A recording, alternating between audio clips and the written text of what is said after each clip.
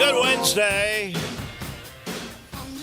This year's Hall of Fame class is in.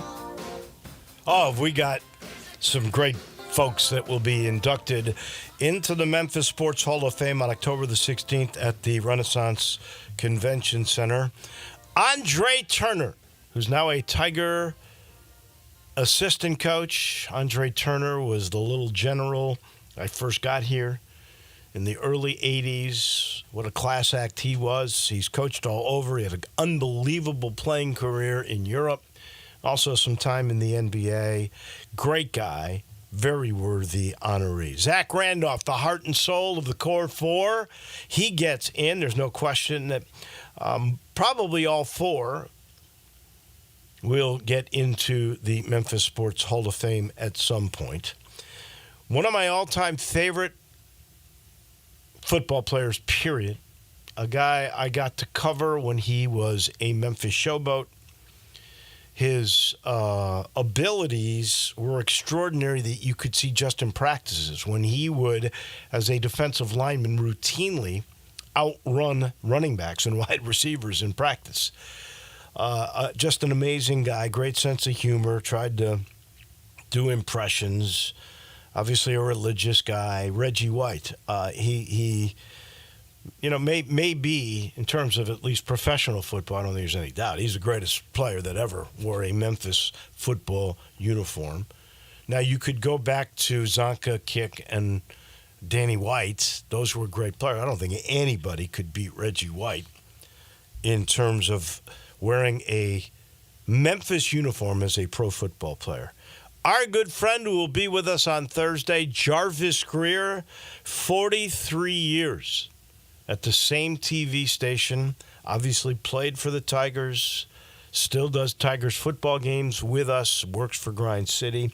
Jarvo gets into the Hall as a broadcaster / player. Andy Roberts. Oh, I love this guy. Andy Roberts was the number one racquetball player in the world. He played at the U of M for Larry Lyles, and when it was a club sport, he went on to be fantastic. I had the privilege of doing a U.S. Open racquetball championship on ESPN. He won it. We did all these little takes with him getting coached by his father. It was great stuff. I actually have seen that stuff on YouTube. Just a great guy. Still works for FedEx. I think he lives in Indy now, but he's coming back for this. Andy Roberts gets in. Bingo Smith. When I first got here and was learning from people like Leonard Draper about the history of Memphis basketball, one of the first names I ever heard about, who ended up going to Tulsa, who ended up playing in the NBA for years, Bingo Smith. They say Bingo Smith might have been the greatest high school basketball player ever. Bingo Smith gets in. The swim coach who really started the University of Memphis program, Dick Fadgen, he gets in. Regina Street, this may be the only, well, I know it is. They're the only sisters to get into the Hall. Linda Street made it. Regina Street, who I actually did her games when she was a freshman in might have been 83, that I started doing the Lady Tigers. And she was on that team with Linda McKinney, Kim Duppins, Diane Jones, who's married to Keith Lee. That was a great team. Regina Street gets into the Hall of Fame. Couple of hoops or high school coaches. One, hoops coach Robert Newman. 3 different schools he coached, 35 different championships, and he was a great player for Lemoyne-Owen when they won the 75 Division II national title. Robert Newman, so worthy of getting in, and so is the late, great Jim Hines, the ECS coach who won 7 state titles, I think 4 in football and 3 in baseball. Just outstanding human being, great coach, really good, lovable character. Jim Hines gets in. What a class that we've got. And again, you can buy tickets for that. It'll be at the Convention Center on October the 16th. I want to say that's like our 4th or 5th class. Remember, this didn't start that long ago. Kevin Kane and the Memphis Tourism and the Sports Council have put this thing together, and it's really classy and it's really terrific. And I'm so happy that we got this class in. All right, in retrospect, I like most people, and we're going to talk with Steve Earhart about this in a little bit. We make our final golf picks of the year. Zach Boyd will update us on, I think Mickey's probably won this thing already, and I think I've lost this thing already. Pretty sure I'm going first. But we'll get the update from Zach in a little bit on that. We'll make our final golf picks of the year, and we'll end today with Jason Munz. There could be a brand new basketball game that's coming. It's an exhibition game with a charity and a big name. We'll see what Munzie can tell us about all of that. So that'll be our last segment of the day. So when I saw Georgia Tech, and I watched that game, and they really dominated Florida State, in my opinion, when they won that game, I, like most people, thought, this is bad. Now if Memphis beats them, it's not the same thing. And, if you lose, now the team is not that great that beat you. And they're going to be mad. So they can't afford to lose another game. They're going to take it even more seriously. Those are the first reactions most people have. Zach Boyd, is that how you thought about it? Say that one more time. Georgia Tech beating Florida State. You thought, that's not good for Memphis. Yes and no. I was kind of down the middle about it. I was more upset that they scheduled the game over in Dublin than anything. But well, I've got a brand new take on the whole thing, and I just started thinking about it in preparation of chatting with our good friend Steve Earhart. So think about this. Now that Florida State has lost to Georgia Tech, if Memphis beats Florida State, they got 2 losses. Let's just say, because Clemson could win the ACC, some people think NC State could win the ACC. Maybe it's not the strongest of the Power Four. I'm pretty sure it's the least strong of the Power Four. Let's just say they beat each other up, and Florida State still wins that conference. And let's say they got 3 losses. But they win the ACC. Remember, to be one of the top 4 seeds, to get the bye in the first round of the playoffs, you have to be a conference champion. If Memphis beats Florida State, say Memphis goes 13-0. If Memphis beats Florida State and Florida State wins the ACC, how could they take Florida State over Memphis? Memphis would then, instead of talking about being the 12 seed, they'd be the 4 seed. They'd get a bye. They'd have a home field advantage for the second round of the playoffs. I heard Eli talk about the dream scenario that Memphis would, as a 12 seed, go play Ole Miss as a 5 seed in the first round in Oxford. How about if it was the second round, Ole Miss won, and they came to Memphis to play? Would it? That could happen. I'm not saying it's going to happen. I'm just saying everybody's reaction to the Florida State loss to Georgia Tech, how bad that was for me. It's not. Memphis, with their own destiny in their own hands, if they were to win the whole thing, if they were to win out 13-0 and beat Florida State, and Florida State won the ACC, they'd have to take Memphis as the 4 seed. I see that. It's incredible. And then now we got to renovate. We got to move some things around. If that's the case, then everybody's gonna be coming to Simmons Bank, Liberty Stadium. Yeah, second round of the playoffs would be at Simmons Bank. We're gonna have to move the band. I would imagine that 32,000 to be a sellout. Yeah. And we got to move the band over to the. Might have to put some temporary stands in somewhere. Yeah, that's what I'm going to say. Abby, that's really, it's really amazing to think about. These are the things you talk about before the season. That's for sure. As we sit in the Family Leisure studio, and a reminder to all of you, the spa sale, world's biggest spa sale, still going on. Going on through the end of this month. I don't know how much longer it'll go. It may go all the way through September. All I know is you need to go see what I'm talking about at I-40 and Whidden Road, where you can save thousands on in-stock hot tubs that are right now ready for delivery. The spa start at $28.99. There's cold plunges, the newest thing, $39.99, under $4,000. Swimming spas, those big ones that are so cool, high technology, you can swim in them or just kind of whirlpool in them, $17,499. There is special industrial financing available. All you got to do is get to I-40 and Whidden Road.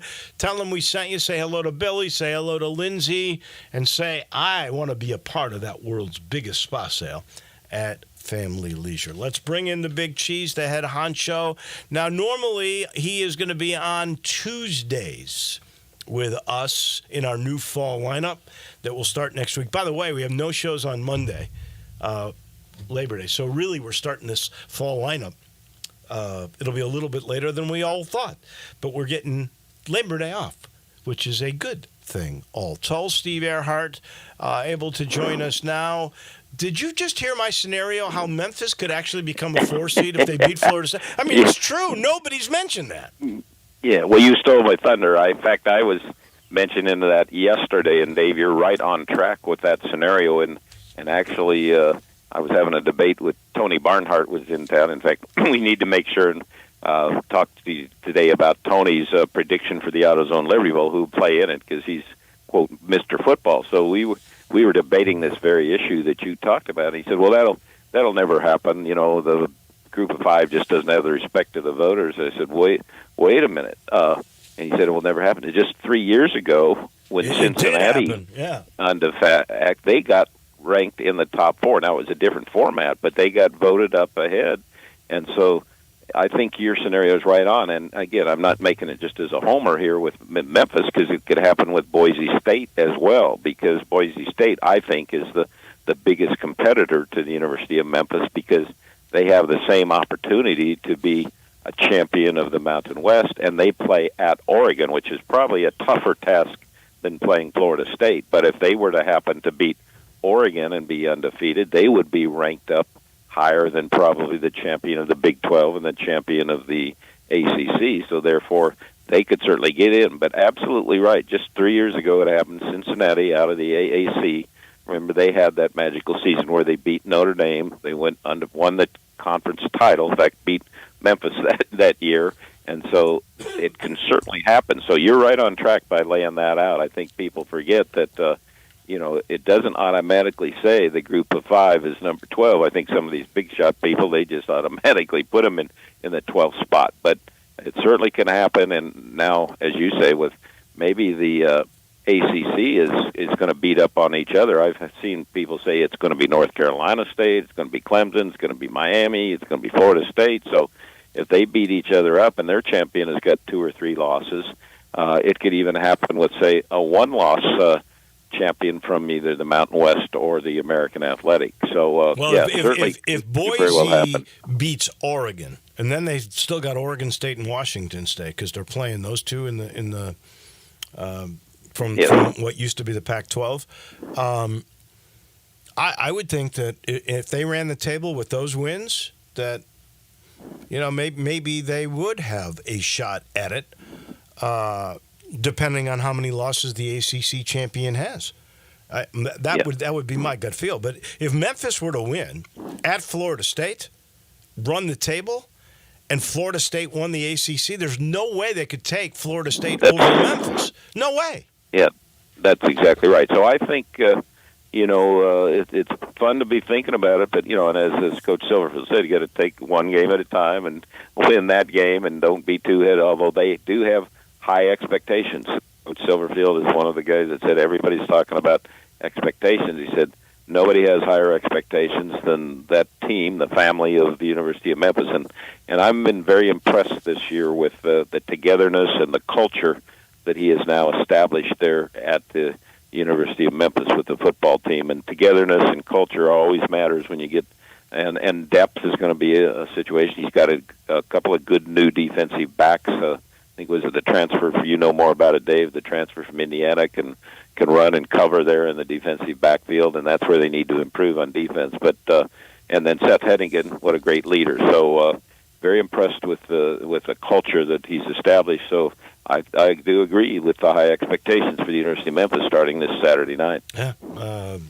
I can't wait. That is for sure. I can't wait to see the stadium. I have no idea how many will be there. I hope it's all 32,000 seats that are sold as a tenant, not at the U of M, actually, for your AutoZone Liberty Bowl game. What do you think of the way the stadium looks right now? What do you think about the plans?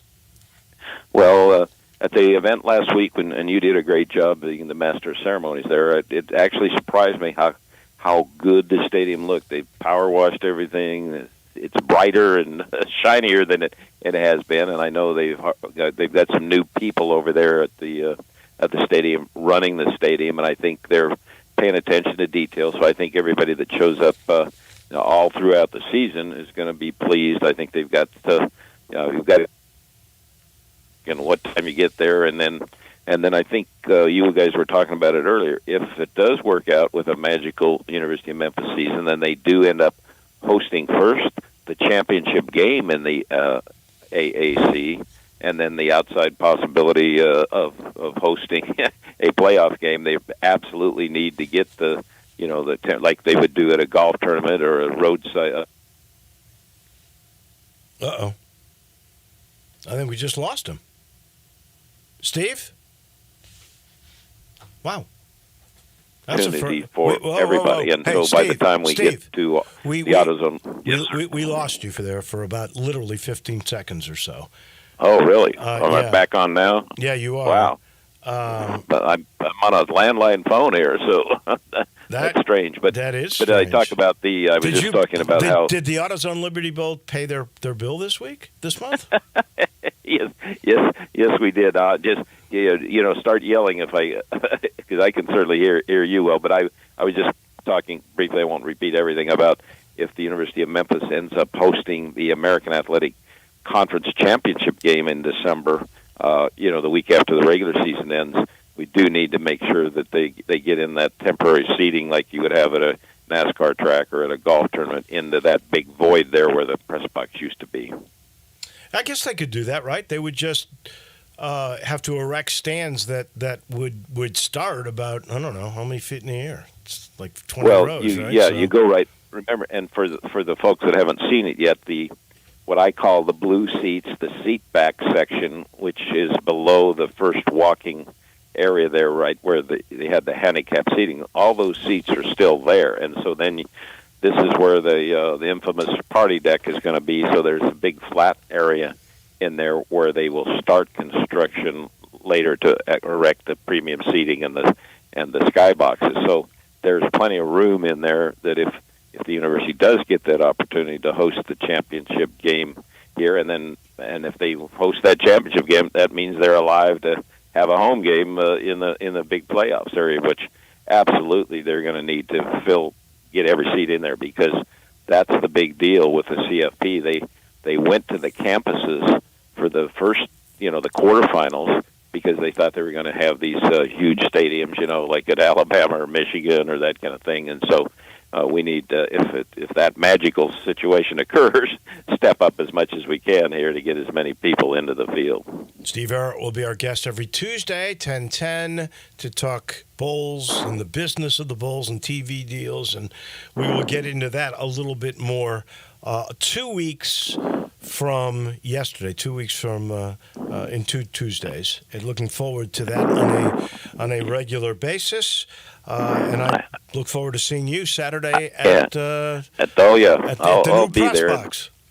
And I did want to say, because Tony Barnhart, who many of your listeners read and follow, he's got that title, Mr. Football, but he did a little video which we'll be putting out tomorrow, so you get a little sneak peek of it. He always predicts who's going to play in the AutoZone Liberty Bowl, and so his prediction, which is will be going out, I say that's on tape now, is he says that it'll be Auburn from the SEC, and Coach Freeze coming back to town with his Auburn team, and against Oklahoma State out of the Big 12. Mike so Gundy. We're knocking wood. I told him, Tony, we'll take that one right now. Here, get Coach Freeze back in town. Put it in the books. I like it. Thank you, Steve. We appreciate it so much, and we'll talk to you in 2 Tuesdays. Thank you, Dish. You got Bye. it. That's our guy from the AutoZone Liberty Bowl, the big cheese, the head honcho. That's Steve Earhart. He's brought to you by the folks at Southern Security. Whether you're a small business owner, maybe you're a single mom, or maybe you're buying your first home, Southern Security is here to be your trusted financial partner. They've been doing this for 75 years, folks.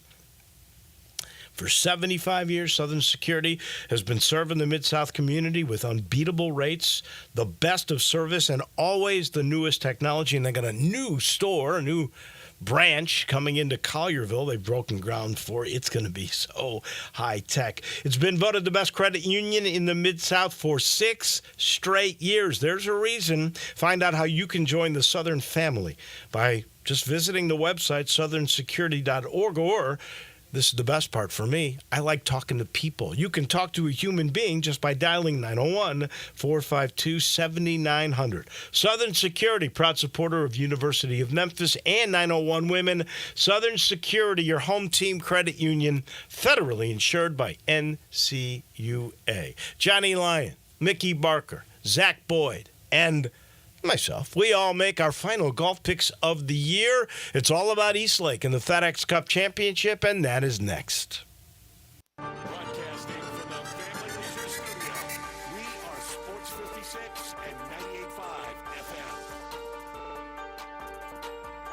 Maybe, like me, you're not a morning person. Maybe you, like me, like to sleep in. That's why Sunrise on Jefferson and Sunrise East on Poplar both serve breakfast until they close at 2 o'clock in the afternoon. There's no law that says you can't have the freshest, tastiest, all-around bestest breakfast in Memphis for lunch. Just head to either Sunrise location and proudly order yourself some eggs, some signature house-made square biscuits, or maybe even throw in a Bloody Mary. It's your breakfast. Have it when you want. And, of course, have it at Sunrise. Locally owned and operated for over 40 years, Automatic Gates Construction tailors custom gate solutions for all your residential, commercial, and industrial needs, including repairs, maintenance, and installation. Automatic Gates Construction specializes in designing and installing automatic gates and fencing that seamlessly blends security, functionality, and aesthetic appeal. Elevate the safety and efficiency of your property with a premium gate solution. Automatic Gates Construction at myautomaticgates.com. Whether you're tinkering in your garage or tackling big projects, if you know the value of working with your hands, you know Harbor Freight. And you can be confident knowing that at Harbor Freight, you can get quality tools at prices that work just as hard as you. Because the only thing more satisfying than a job well done is a job well done, well under budget. Whatever you do it for less than Harbor Freight. You know, sometimes I wish I had a gun. Well, I'm armed, but before I bought one, I still went to Top Gun Academy to learn to protect myself without a gun. How is that possible? Top Gun's personal protection training. It's perfect if you want to protect yourself without firearms. I don't know. And it's perfect if you feel the need to carry a gun for self-defense, because the last thing you really want to do is shoot. That is scary. Not at Top Gun. It's very comfortable, and you learn to load, handle, and shoot a handgun safely. Protect yourself. Go to Top Gun Academy. They're at 2770 Witten Road.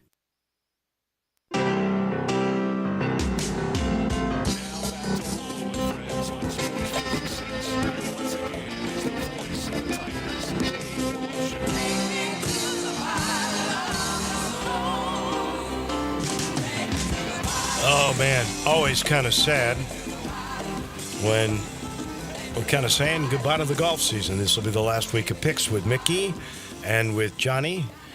Zach Boyd, where do we stand in the money at this point? Say Money that again, totals? I'm sorry. Money totals. Money total. Okay. Money. Mickey is still in the lead. Okay. With $27.6 million. He may be, because we're going, the winner is going to get 3.6 mil, like they have the last 2 weeks. Right. So probably pretty tough for anybody to catch him. It's an outside shot for sure. Who is in second? Johnny is in second with 23.37. 23.37. Okay. So I don't think he can catch him. Maybe if he went 1, 2, 3. Yeah. Yeah. And then I'm at 23.11. 23.11. And what the heck am I? And you're 21.6.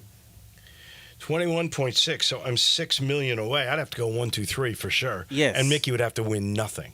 Literally. Yeah. Wow. Which is going to be hard because the money's guaranteed. Yeah, but I so. think the back end, they only, I don't know how much they make actually. Because last week, like in Memphis, the last place finishers made 40,000. That would be 120. I could do that, but I think it's a little bit higher here for sure. Tough luck for me. All right. Let's bring in, as we always do, our panelists. Johnny Lyon, used to be the publisher of Inside Mid-South Golf. Mickey Barker, who is the head of public golf. I want to start with Mickey because these golf picks are brought to you by the Memphis Public Golf Links. And I hear some news. Mickey, I heard you gave a presentation to a service like Rotary or Lions or somebody like that where you talked a little bit about two things. One, that this new clubhouse at Audubon, which, by the way, Audubon is just kicking it. I mean, it's doing great. Everybody loves it. Rave reviews. The clubhouse at Audubon is going to be spectacular. Tell me a little bit about it. Good morning. Good morning, Dave.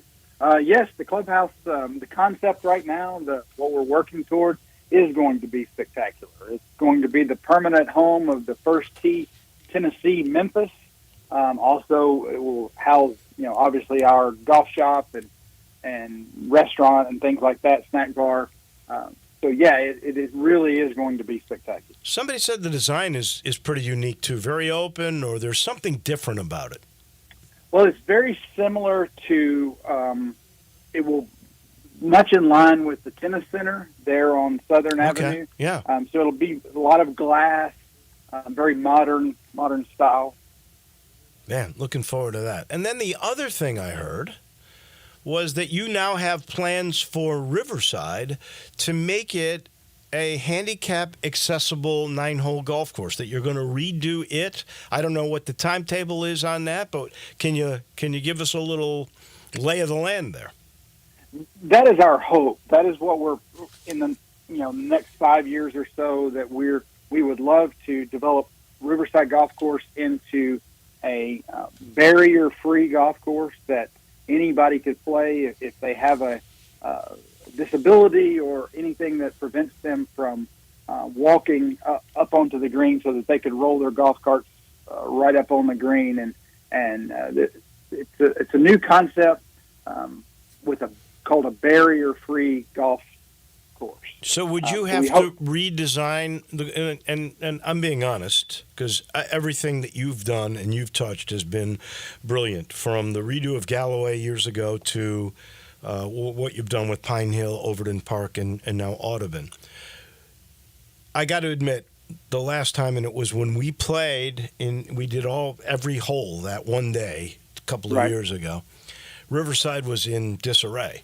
Would you have to redo that whole golf course and make it this barrier-free thing? Well, you would have to do some construction there. We're already planning on putting in new irrigation in the coming years. The irrigation system there it wasn't a lot. It was just a few heads around the greens. So it has reached its end-of-life status, to say the least. So we are planning an irrigation system there. There would have to be some redesign. Not a great deal of construction would have to be done, but obviously new greens, new tees, some irrigation for the fairways, things like that. Oh wow! I hope that occurs. That would be another unique thing, like the folks from Sweetens Cove who did Overton Park. They've made that unique. This would be another one of those. And I promise you, and it's not because you're a sponsor or a friend, no city that I know of has as much quality public golf as we do, and I tip my cap to you on that. All right, I appreciate that. We've had a lot of folks do a lot of work on that, and I've just kind of been in this seat anyway. But a lot of hands have made light work. Johnny Lyon, were you shocked that Keegan Bradley, our U.S. Ryder Cup captain, won a tournament? Only two guys have been named Ryder Cup captain and then won a tournament after that was named, because usually they give it to guys they don't think are going to win anymore. One was 86, Jack Nicklaus. The other was Davis Love. I guess he won the PGA after that. Were you surprised about Keegan's W? I think he pretty much shocked the world. Couple of the other things at the BMW was surprising was the withdrawal of Hideki Yeah. and what's his name, Robert, Scottish guy. McIntyre. Is it? McIntyre, yeah. They withdrew for back pain or something. Well, Hideki was a back. I don't know what McIntyre's issue was. Yeah, he said the same thing. But anyway, ratings were way down on the BMW this year. It was only, I think it was off a couple of million viewers. But it was disappointing to me. I mean, I really thought the St. Jude version of the playoff was the highlight, to me. And BMW seemed kind of weak.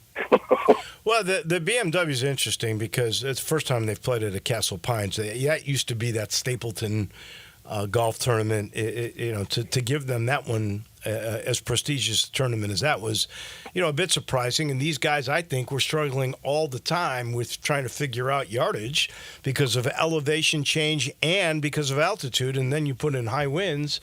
But it was interesting down the stretch. Guys had chances to win and then fell apart. I don't know what's happened to Scotty Scheffler. Xander made a push at it. And Mickey, I'm going to go with you here because I know your numbers for golf are way up. I don't understand the TV ratings. I don't know if that's because of LIV and too many guys are gone. There's not that many stars there. I don't know if it's, Scotty Scheffler's a boring guy, but the numbers for the FedEx Cup are down significantly on TV ratings, as Johnny has already pointed toward. I think a little bit of it, and I heard this a few weeks back, that a lot of the viewing numbers don't include internet-based viewing. So I think a lot of people are consuming golf in a different way, whether that be online through the different portals there. But yeah, I think it is down a little bit. You don't have that guy in the red shirt that pulled so many people in to watch. They couldn't miss on Sunday afternoon. All right. Last thing, and I'll start with Johnny on format. It used to be they'd start with the first FedEx Cup with the leader way ahead. They didn't do that until Eastlake. So what you've got here is Scheffler is at -10, Xander -8, Hideki's at -7. I have not heard if he's playing. Keegan's at -6. Aubert is 5 under. Burns, Cantlay, Morikawa, and Clark and Rory are all at 4 under par, so they have a little bit of a lead. Johnny, you like that format? Should they start it right at the beginning of the FedEx Cup, or do you like it on the last round? Personally, I think they should all start even. Giving the strokes to the best players seems ridiculous. I mean, they're definitely not playing for the money because they've already, everybody knows that the top 10 players, they don't play for money. They have so much money they are able to go out and just freewheel it, which puts the pressure on these other guys a little bit. But I'm not crazy about the format, and Scotty doesn't seem to be crazy about the format. Well, he wanted it from the beginning. He thought he got robbed. Yeah. Well, I'm not crazy about it. Now, Eastlake, is probably the most challenging course there is around, and they made some great changes to it. And they showed it on the Golf Channel yesterday. It looks like it's going to be very difficult. What do you think wins it then? Who do I think's going to win it, or what score? What score? I'd say 14 under. 14. Okay. Well, you know what? 15 under. It seems like that's what usually wins these. At Memphis, that had won 3 years in a row. I thought it would be 20 last week, but they came back. What ended up winning it? 13 under. Was that what Keegan was? Something like that. So, 14 sounds about right with the way these guys are. Mickey, last thing before we pick, your thoughts about the format. You like it? You don't like it? I don't know. To me, it doesn't seem like it gives the leader enough of an advantage. So if you're only going to do 2 shots over, maybe you should just start it even and let them have at it. It just, a lot of people have suggested some type of match play or something like that, but I think that's a bad idea because you want the best players in the world to make sure they hang around for Sunday afternoon. Right. So, I think it's as good as any right now until they come up with something that makes more sense. All right, let's.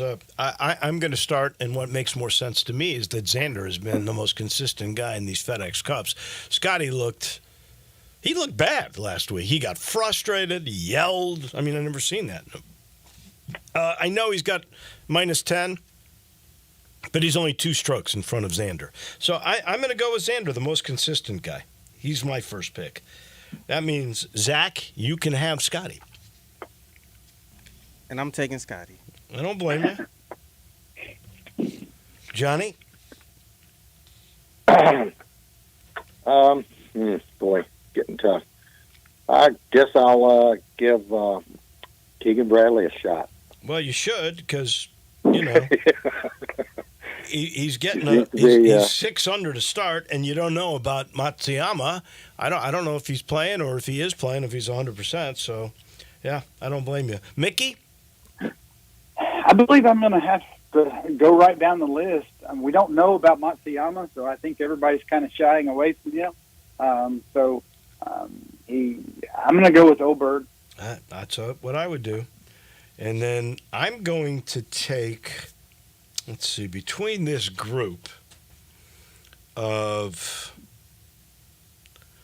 I got Sam Burns, I think, is in this group.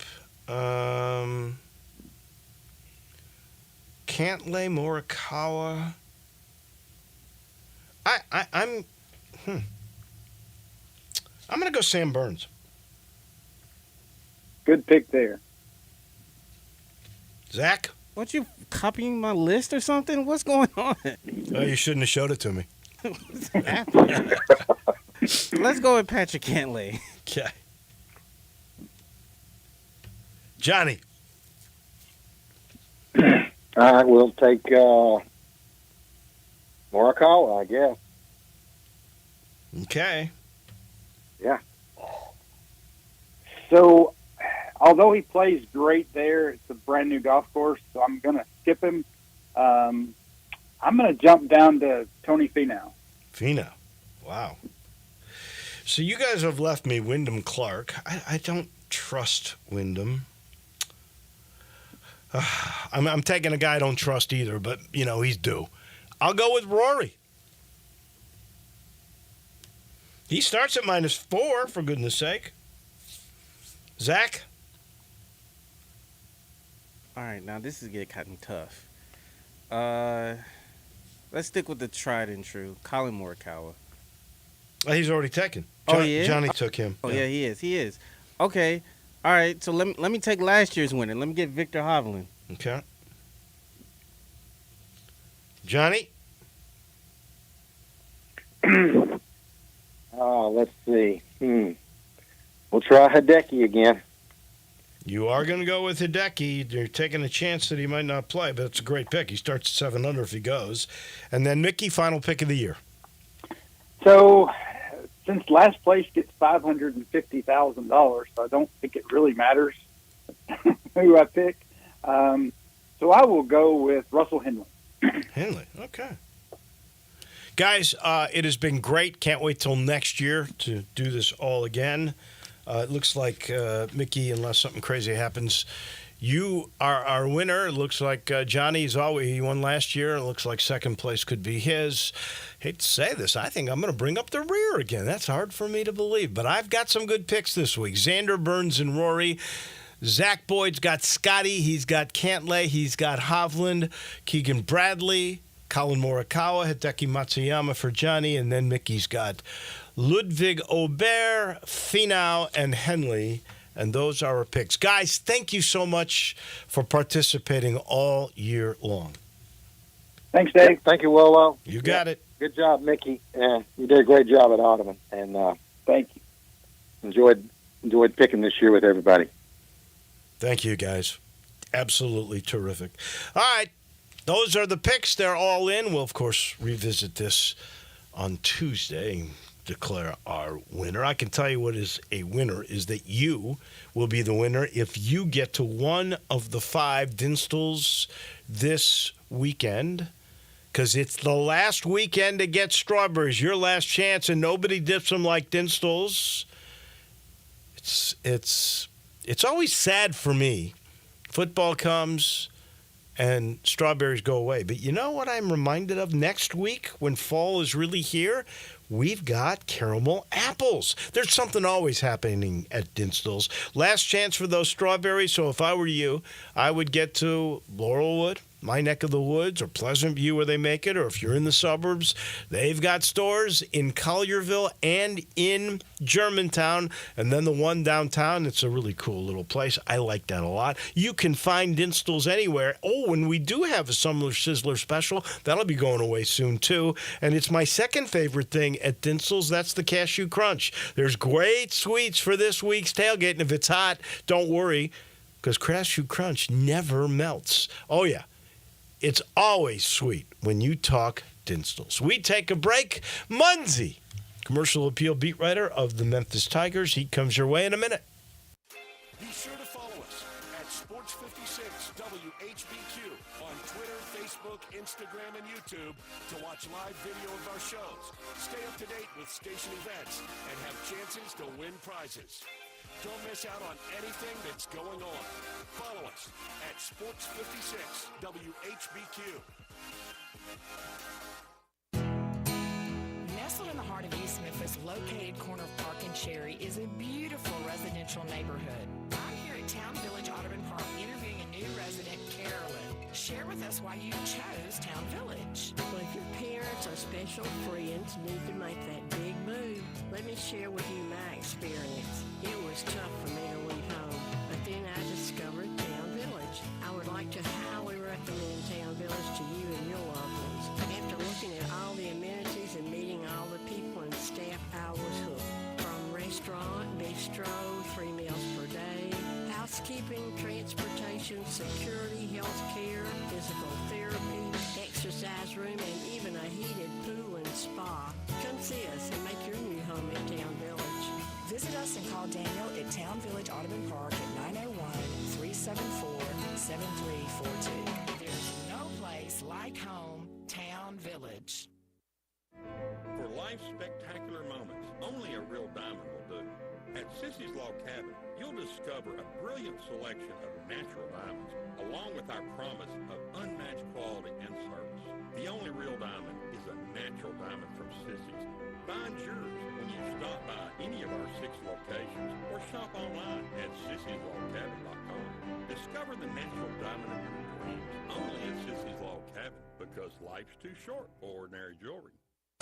The Mitsubishi Final Days of Summer sales event is going strong at Gossett Mitsubishi on the Pike. So come get bang for your buck with 420 total range and 64 combined MPGE in 2024 Mitsubishi Outlander PHEV. We Gossett $34,770 or $299.98 a month. And check out 2024 Mitsubishi Eclipse Cross. We Gossett at $27,245 or $349 a month. Plus, you'll never go wrong with Mitsubishi's 10-year, 100,000-mile powertrain limited warranty. Get to Gossett Mitsubishi today at 1870 Covington Pike and 24/7 at MemphisMitsubishi.com. That's Gossett Mitsubishi on the Pike. If you want it, we got it at Gossett Motor Cars.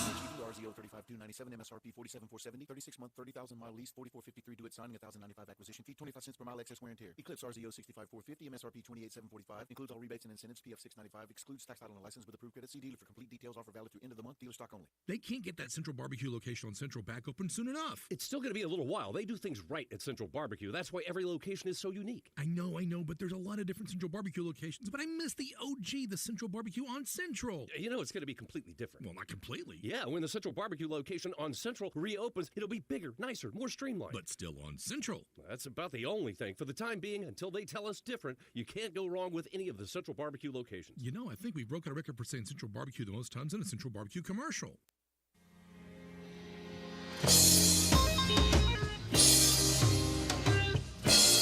Now back to Wolo and Friends on Sports 56. And once again is the voice of the Tigers, Dave Woloship.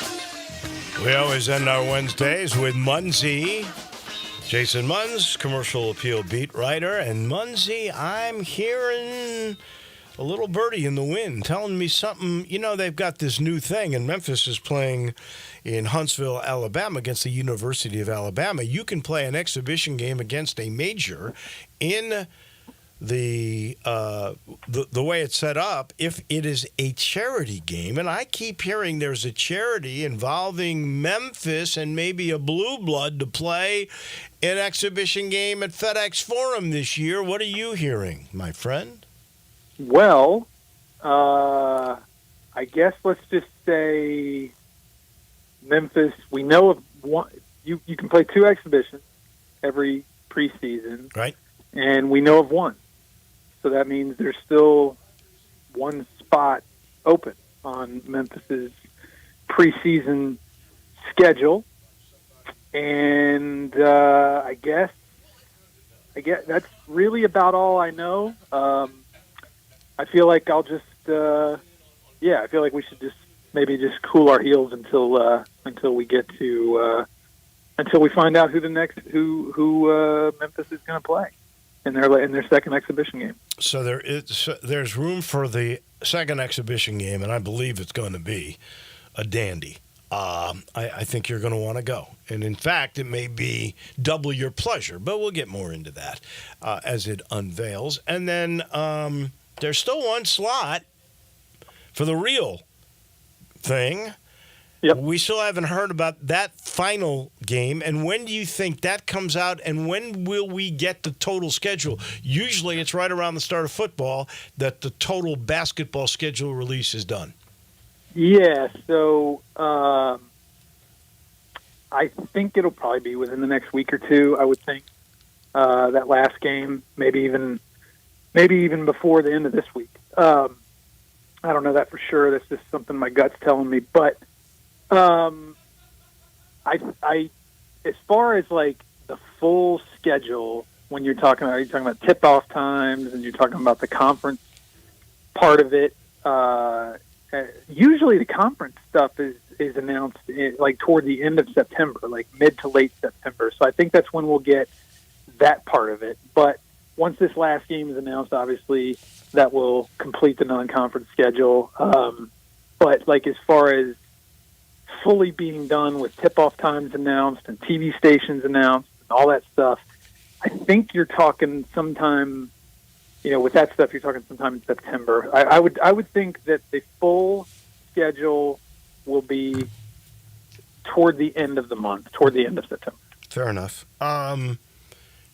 Little bit of news this week. I feel so sorry in some ways for Ed Scott, who came in and everything has fallen upon him. We got 2 new stadiums being done, figured out. You've got a whole new staff coming. You hired Tim Duncan. We'll get into that in just a second. And then we all realized the Tigers and the Grizzlies FedEx Forum deal was up. And and I think this is smart until everything is redone. They only went 2 years on it. What's your sense of that? Yeah, I think that's the right thing to do, honestly, just because there is still so much kind of up in the air with what, it's not a matter of like if Memphis is going to re-up and stay, keep FedEx Forum as its home venue. But at the same time, you don't want to, with all the, and there's not uncertainty. It's just a matter of like because obviously it's been in the news that the at FedEx Forum is the Grizzlies want like a $550 million renovation done to keep them in Memphis for past 2029. So they haven't really started on anything related to that in a substantial way yet, and so you try to protect yourself in the event of some sort of emergency or some sort of really unforeseen thing. And I think that's what Memphis is doing here, as opposed to locking itself into another 20-year situation. they are going with a 2-year thing, a 2-year extension, just to give itself some flexibility. Yeah. Well, they've lost all leverage. Once the Pyramid became Bass Pro and it was no longer a stadium, where would Memphis go? They'd have to build their own on-campus arena, and, Right. and I think that went out the door, 40 years ago. So Right. They have to come to terms with the Grizzlies. There's just no leverage that you have in that. They'll have to work out a deal that the Grizzlies deem fair, and I guess public opinion would play a role in some of that. It's the only leverage that you might have, and I think the Grizzlies in the long run will try to be fair about the whole thing. I mentioned Tim Duncan coming back, and Ed Scott let us know at the groundbreaking that Tim Duncan is going to be the athletic director over basketball. He is good friends and was a basketball player at Memphis and is good friends with Penny Hardaway. How's that all going to work out? Yeah, I think they call it the sport administrator. Like every senior level staffer in the athletic department gets assigned a sport, and some of them get multiple sports. But yes, Tim Duncan. It was Marlon DeChaussee last season. Before that, it was Adam Walker. Before that, it was Jeff Crane. Now it is going to be Tim Duncan, and I mean, it makes perfect sense to me. He's the senior deputy athletic director now. He has been hired by Ed Scott to be that, and Ed Scott, I mean, obviously he played basketball at Memphis. He was teammates with Penny, so they go back a long ways. I actually talked to Tim last week about, coming home and everything, and he told me that, as a matter of fact, he's known Penny since Penny was like 14 years old. When he was at Melrose and Penny was at Treadwell, I think, right? Yes. He said that he was introduced by Elliot Perry to Penny back in the day, and they even played some AAU games together for Idlewild. Wow. So yeah, they go back a long ways, and yeah, it makes sense. Tim Duncan has been an athletic director at multiple places, and so he knows his way around that arena, that space, and I think it's going to be I think it's a smart move on Ed Scott's part. I think Penny will have a guy he can trust that is going to be looking out for him. Now I don't know. If that administrator is involved in scheduling, I think he's a sounding board anyway. I know Tim definitely knows all about the rules of the NCAA, so that will be helpful. I think you're right. I think this works out very, very nicely. And I know Tim was at least a preliminary candidate for the main job that Ed Scott took. I respect Ed a lot because he took a guy that wanted this job and brought him in anyway. And he brought in another guy that he's hired several times. So he's as he put, his number one sounding board. So it looks like he's got his team together now. Yeah, I think there was like one more major piece. The what's going to ultimately be the chief revenue officer, I think, is the way he said it. Yeah. It's going to be sort of that'll be the job description or the main job title. So that's really the only major piece left, for the senior leadership portion of his staff. So, I mean, he's he started officially July 29th, and it's not even August 29th. He's well on his way to having his staff good to go, and that's good. That's good for him. Yeah. And the Tigers roster is pretty well put together. You did a nice piece this week on emphasizing defense. And in the end, I thought it was interesting, at least it was put by Hunter, the former Texas point guard that's now here, Tyrese Hunter. He said it'll be a battle between him and Musa Cisse for the defensive player of the year in the American. You going along with that? I could see it for sure. I mean, I don't know if Moose is going to get the minutes. Maybe he does. Maybe in whatever minutes he does get, he's highly impactful on the defensive end, impactful enough to be the defensive player of the year. But Tyrese Hunter told me that way back when he committed. Like I put that in the first story I wrote about Tyrese Hunter, that that was one of his goals, personal individual goals, was to win the conference defensive player of the year. So then I'm looking on Instagram, and I see that he's posted this picture where it's a picture of Musa in the background and a picture of his Big 12 Defensive Player of the Year trophy from a few years ago in the foreground, and the caption on it, which was Tyrese Hunter's caption, said, "He's the reason I didn't get Defensive Player of the Year in the Big 12 that season." And they were just kind of laughing about it or whatever it looked like in the picture. But so I asked him about it, and he's like, "Yeah, no, I'm he got me that time. I'm going to get him this time." And I think that, to me, that speaks volumes about the mindset of this team. Like Penny said, from pretty much as soon as things wrapped up in Fort Worth back in March, he was like, "I got to get back to defense. I got to get back to coaching what I know, my personality, my philosophy." And when you go out and you land somebody like Tyrese Hunter, who is coming in and saying immediately, defense is what I make my name on, it seems like he's done a good thing. And I think other people are buying in to that.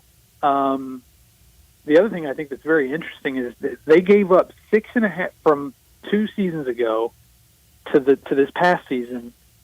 The points per 100 possessions allowed went up by 6.5 points. That is a sharp increase. And of course, we know how last season turned out, and so hopefully, you hope, if you're a Tiger fan, that addressing that, getting back to the defensive mindset that you employed for so many seasons that worked really, really well, that it'll go back, things will get back on track. That's what you hope. He is our beat writer from the Commercial Appeal. That is Jason Munz. Have a great Have a great Labor Day weekend, and we will talk soon. All right. Thanks, Wolo. You too. That's our guy, Jason Munz. He's brought to you in part by Grind City, and I know he likes to partake of Grind City. He's a Poppy's Pilsner's fan, a Poppy's Pill, what the doctor ordered. He likes the lager. I don't know if he's a Kraft Malt liquor guy. I don't know if he's a Tiger Tail guy. He's a Tiger guy. That's why they named Tiger Tail, though, because they're all Memphis, and this is a Memphis entity. This is downtown, just north of downtown, with a great view of the city lights. It's got a great view of the bridges, picnic grounds, umbrellas, and picnic tables. Oh, and by the way, it's a concert venue. And then there's the Modern Brewery right there. And by the way, their product is in all of the spirit shops around town. It's a taste of Memphis, and it's even more. It's iconic now. It's Grind City Brewing. That'll do it for us. We'll be back bright and early tomorrow morning. Johnny Radio's right around the corner. Have a great day, everybody.